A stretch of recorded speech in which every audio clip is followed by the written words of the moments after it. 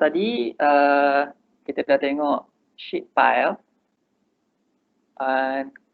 Sheet pile tadi kita boleh nampak yang mana dia punya proses dia. Ada proses installation and then kita buat excavation. And then bila dah siap kita punya permanent structure, kita akan dismantle kan. Okay, tapi untuk slurry wall ni, selalunya dia akan jadi permanent structure. Okay. So apabila kita pasang, kita tak buka dah. Okay. So kita install and dia akan jadi permanent structure. Okay. So slurry wall ni juga dipanggil sebagai diaphragm wall. Okay. Nama ataupun term lain untuk slurry wall ni, kita boleh panggil dia sebagai diaphragm wall. Okay. Apa dia diaphragm wall ni? So slurry wall ni ialah reinforced concrete diaphragm used to build tunnel, open cut and lay foundation in area of soft earth close to open water or with a high groundwater table. So selalunya kita akan guna dia untuk kita buat tunnel ataupun untuk construction yang basement construction, di mana tanah dia tanah jenis soft ataupun kandungan air dia tinggi ataupun groundwater table dia tinggi. Okay. So first proses dia kita akan excavate tanah tu lah. So before kita excavate tu kita akan buat satu guide wall. So guide wall ni macam ground beam ya. So kita akan buat ground beam, 2 line ground beam. So dalam ground beam ni macam setting out lah. So bila kita buat ground beam tu, macam kita menandakan dekat mana kedudukan slurry wall tu. So bila kita buat ground beam tu, macam kita buat setting out dekat mana kita nak buat kerja-kerja excavation, kat mana kawasan kita nak korek untuk buat dinding tu. So basically slurry wall dia macam reinforced concrete wall. Macam dinding konkrit ya. Yang mana dalam tu ada reinforcement, kita tuang konkrit dalam dia. So nanti dia akan jadi dinding yang permanent. Okay. Tapi dinding ni kita bina sebelum buat kerja-kerja excavation. Sama juga macam stay sheeting tadilah. Cuma yang ini dalam bentuk kita kena excavate, buat dinding. So bila dinding tu dah siap, barulah kita boleh buat kerja-kerja excavation. Okay, ni proses excavation. So selalunya akan menggunakan mesin yang macam tu lah, yang sebelah kanan tu. So kita akan buat proses excavation, kita akan korek. Masa proses kita korek tu, ruang yang kita korek tu akan diisi dengan slurry liquid. Sebab tu kita panggil slurry wall. Kenapa kita perlu isi dengan slurry liquid? Supaya apabila kita buat excavation tu tak runtuh. Okay. Kita tahu bila kita buat excavation, so ruang yang kosong tu kemungkinan tanah boleh collapse. Okay. So disebabkan tu apabila kita buat excavation, ruang yang kosong tu perlu kita fill dengan slurry liquid. Okay, ataupun bentonite slurry. Dia macam cecair bentonite. Dia macam selut. Dia punya texture tu macam selut tu, and dia akan masukkan dalam ruang kosong yang kita excavate tu. So apabila kita dah buat proses excavation, so dalam tu akan penuh dengan slurry liquid ataupun bentonite slurry, and then proses yang seterusnya kita akan masukkan reinforcement cage ataupun reinforcement bar. Kita akan masukkan ke dalam excavation yang kita dah buat, and then kita akan concrete dia daripada bottom excavation. Kita akan concrete dia daripada bawah. So dengan menggunakan satu pipe yang kita panggil trimming pipe, konkrit tu akan masuk melalui trimming pipe dan konkrit dari dasar excavation. Okay, so dia akan masukkan konkrit tu sampailah konkrit tu penuh ke atas excavation yang kita buat tu. So selalunya slurry wall ni kita akan buat dia segment by segment. So kita tak buat sepanjang dinding tu lah. Kita akan buat satu segmen, 2 segmen. Okay. kita akan pecahkan segment by segment.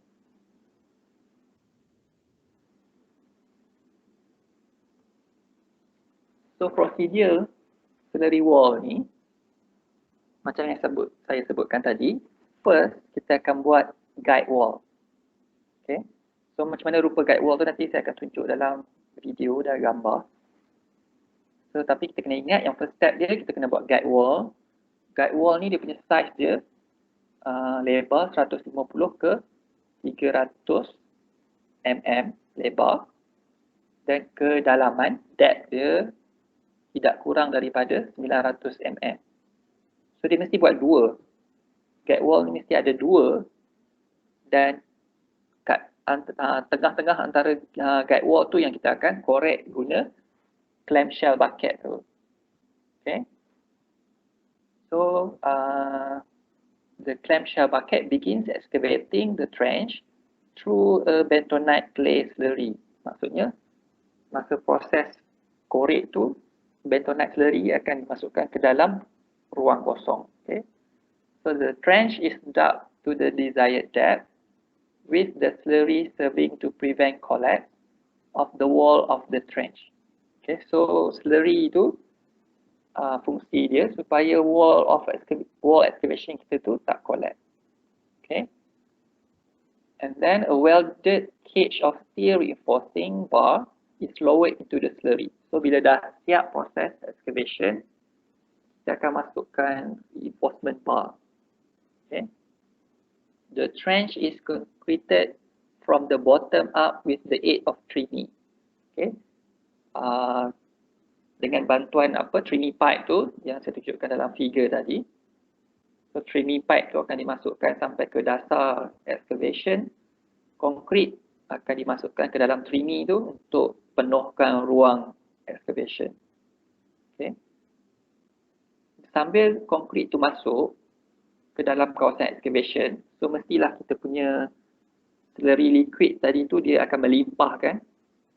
So slurry liquid tu akan dipump keluar dan akan difilter, kemudian boleh digunakan semula untuk buat section yang kedua, ketiga nanti. So dia boleh digunakan semula untuk reuse, untuk kegunaan kita buat segmen yang seterusnya. The reinforced concrete wall is tied back as excavation progress. Okay. Tie back ni adalah proses anchor kan. Hari tu saya ada sebutkan yang anchor ada dua jenis. Satu reka dan satu tie back. So anchor jenis tie back boleh ditambah kepada dinding excavation slurry wall ni untuk menguatkan lagi dinding kita. Okay, cuba kita tengok video construction slurry wall.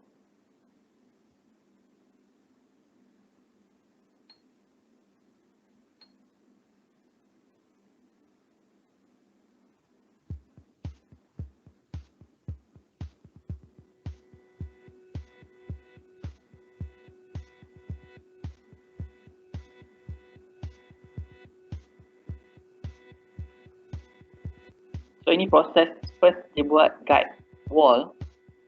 Macam guide wall ni macam ground beam. So ini the first guide wall.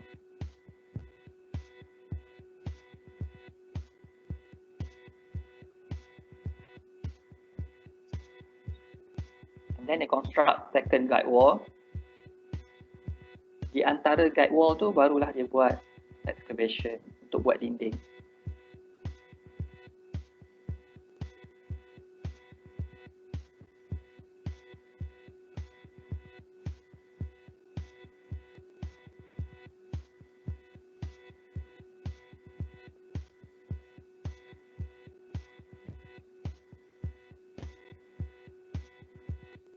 Kita tengok satu lagi.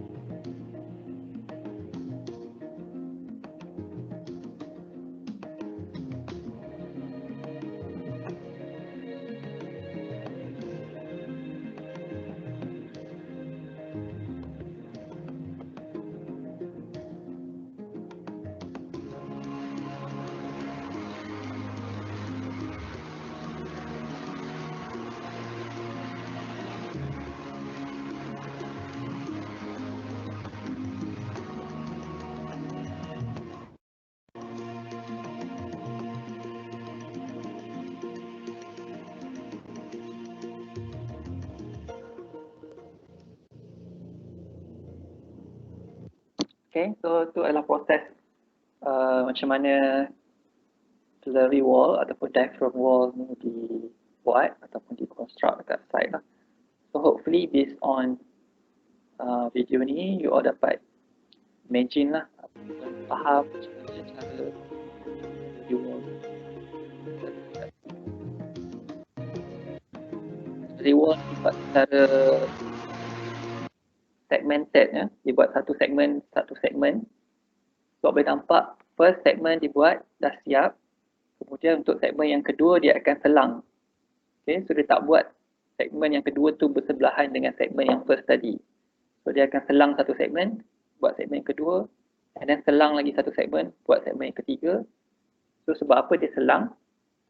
Disebabkan bila siap satu segmen ni, structure untuk slurry wall ni perlu masa untuk dia curing, ya, dalam proses curing tu untuk dia capai strength yang dikehendaki. So kalau kita buat terus bersebelahan dengan dia, so dia akan mengganggu struktur ni lah, kekuatan struktur tu boleh merosakkan struktur slurry wall yang pertama tu. Okay, sebab tu proses dia akan dibuat by segmented, and then dia selang. And then bila dah kedua-dua tu capai strength yang dikehendaki, barulah dia fill segmen yang tengah-tengah tu. Okay.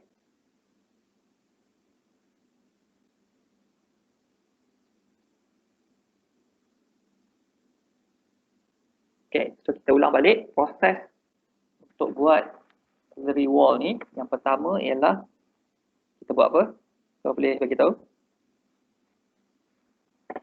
First step untuk buat slurry wall ni. Kita buat? Buat guide wall. Guide wall, okay, good. And then kita lepas buat guide wall, proses apa? Lepas tu korek tanah ke tengah. Buat excavation. Okay, so proses yang pertama, kalau dapat tengok kat sini, first step tu kita akan buat guide wall, and then kita buat excavation, and then step yang kedua tu boleh nampak slurry wall, slurry liquid dimasukkan ataupun bentonite slurry dimasukkan ke dalam ruang kosong sambil kerja-kerja excavation tu dibuat. So kita akan excavate sampai ke bottom excavation yang kita nak.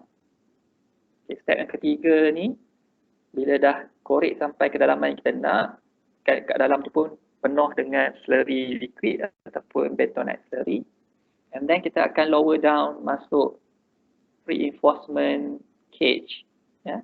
Kita akan masukkan reinforcement cage, dan kita akan concrete daripada bottom excavation, daripada bawah. Konkrit tu akan dimasukkan melalui trini pipe. So sambil konkrit tu penuhkan ruang, kita akan pump keluar slurry tadi. So slurry tu akan dipump keluar, difilter, and then kita boleh gunakan semula. And then kita akan konkrit sampailah ke permukaan. So siap satu segmen slurry wall. Okay, so and then kita akan proceed dengan segmen-segmen yang seterusnya.